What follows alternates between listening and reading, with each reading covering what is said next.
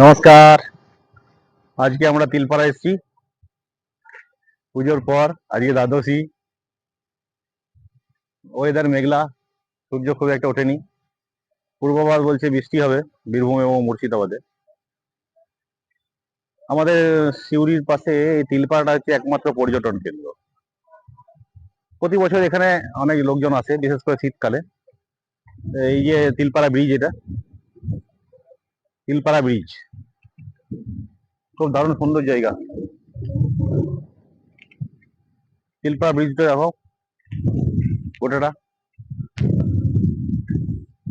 Recently জল ছেড়েছে। কিছুদিন আগে এই ব্রিজটা বন্ধ ছিল, এখন খালি ট্রাক এবং বাসের জন্য খুলে দেওয়া হয়েছে। তবে ওভারলোডিং ট্রাক বন্ধ আছে এখনো।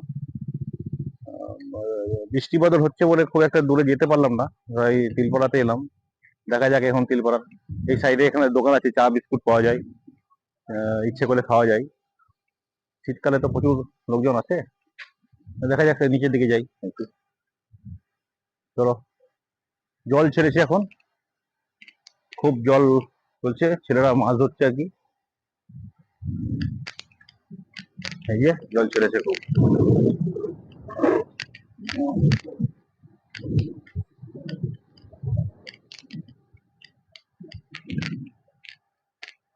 এইটা ব্যারেজ, ব্যারেজে জল ছেড়েছে,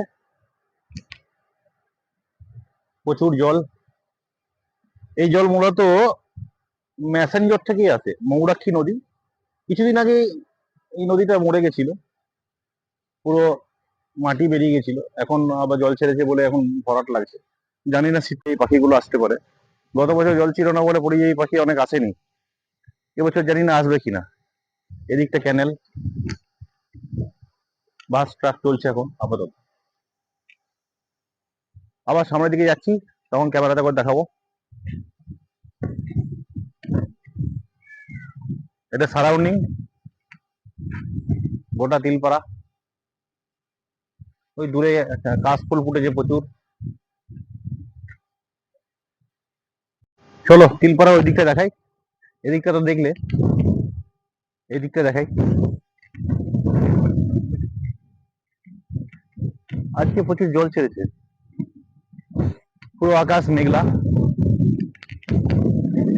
আমার সঙ্গে আছে সৌভিক, আছে ওই যে সৌভিক।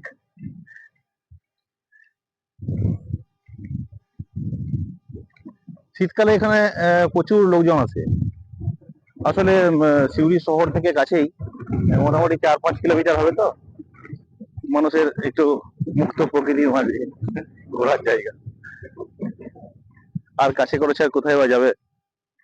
এখানে বিপুল জলরাশি, উন্মুক্ত প্রকৃতি। শীতকালে তো এখানে পাখি আসে, জল না থাকলে পাখি আসে। দেখা যাক এবছর আসবে কিনা, জল থাকবে কিনা। যদিও তিলপাড়া ব্যারেজের যে কাজ সেটা সম্পূর্ণ হয়েছে মনে হয়, যেহেতু ট্রাক বাস চলছে। আশা করি সম্পূর্ণরূপে খুলে দেবে। জোর কদমে কাজ চলছে এখন।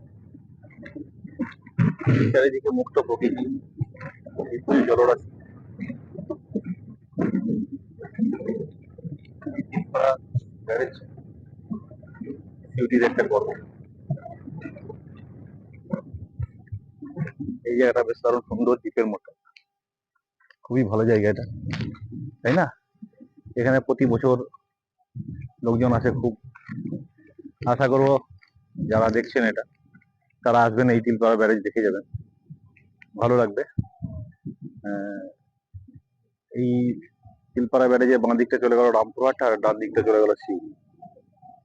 এই যে বাঁ দিকটা, এটা রামপুরহাট থেকে ঢুকছে, এটা রামপুরহাট থেকে ঢুকছে, আর ডান দিকে সিউড়ি। এটা মৌরাক্ষী নদী। এই মৌরাক্ষী নদী ম্যাসেঞ্জরে যে জল ছাড়ে, সেই ম্যাসেঞ্জর থেকে আমজোড়া, আমজোড়া হয়ে মৌরাক্ষী নদীটা এসে এই তিলপাড়া ব্যারেজে জলটা সাপ্লাই দেয়।